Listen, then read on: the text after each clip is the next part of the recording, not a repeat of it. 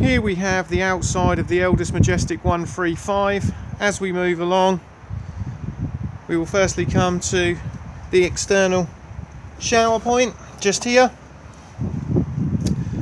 To use this, just push on the blue collar and remove the dust cap, and then take your shower hose, plug it in, make sure you have fresh water in your tank, turn the water pump on, and it will then go under pressure. Beside this, we then have the fresh water fill point just here. So pop your hose pipe just in here to fill up the fresh water tank. You will also see that it is lockable. Beneath this, we then actually have the fresh water tank drain point. So it's currently in the open position as the system has been drained down. Put it into the closed position before filling. Beside that, we then have the grey water drain point, so anything that goes down your plug holes is then drained off at this point here.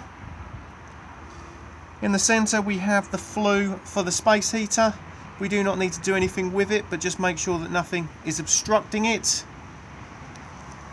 Above we have the location of the Thetford toilet cassette. To remove, lift up on the handle and then pull towards you. Before use, remove the cap and add your toilet chemical and some water. This is also where we pour the contents away. Just remember that when you are pouring away, hold down the button just here. This will release the vacuum inside. It's also advisable to keep this seal lubricated. Thetford do their own seal lubricant, but any silicone based lubricant is fine. And this is also a nice easy way to clean the cassette out. These cassettes all now come on wheels with an extendable handle.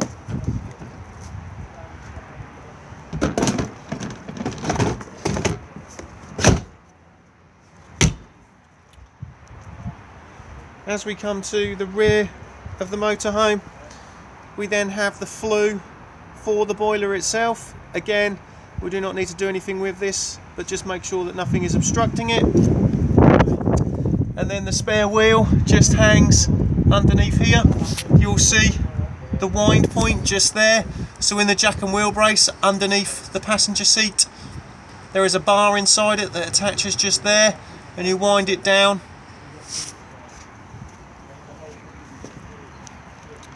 As we then come to the rear of the motorhome, we then have the Fiamma bike rack. Just pull down like so. Then just attach these parts through the wheels of the bikes, and then attach these round the framework. You will see the rear view camera just at the top here, and then we have the rear access point. As we then come round, we have the location for the 12-volt battery and the main hookup point.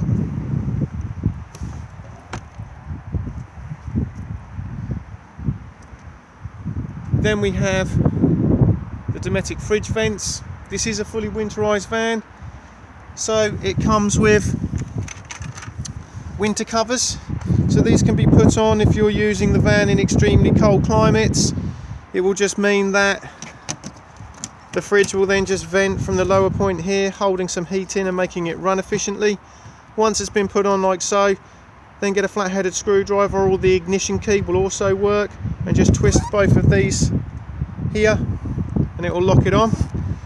And then do exactly the same with the lower one.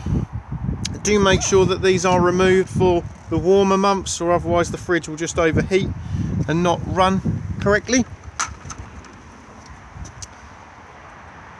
We then have the external barbecue point.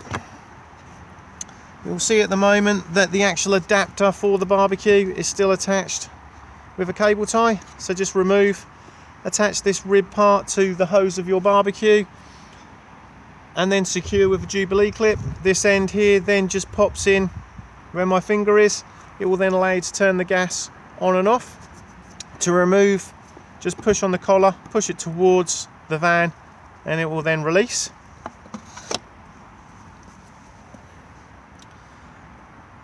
Here we have the gas locker.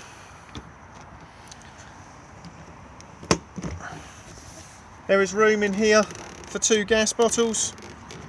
You'll see the whale regulator just here, and then the hose comes off the regulator and is screwed into the propane bottle and then tightened with a gas spanner. Bottle on and off on the top here. Do make sure that the bottle is isolated for travel. We then have the Dometic rollout canopy, and we can also see the Teleco television aerial just there. As we move back to the front, we have diesel fill just here and the cap undone on the ignition key, and then the AdBlue top up just here. It will let you know when AdBlue needs topping up on your dash. Tyre pressures on the door pillar just here. Both the driver and passenger seats are now heated, just on this button here. Jack and wheel brace all underneath the passenger seat. Vehicle battery underneath the floor segment just here. And then bonnet release just here.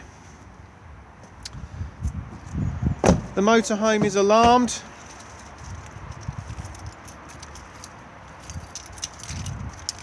So if we look at the key fob just here, we have arm here, and we will get a single chirp to let you know it's armed. And if I then press unlock, we will get a double chirp to let you know that it's disarmed.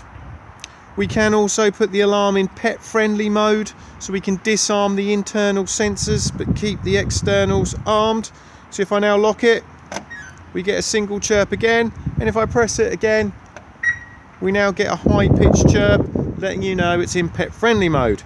As soon as we unlock again, it then goes back into factory. With your second set of keys, because you only get a more basic ignition key just here, you do get a secondary alarm fob, and we have arm and disarm just at the top here.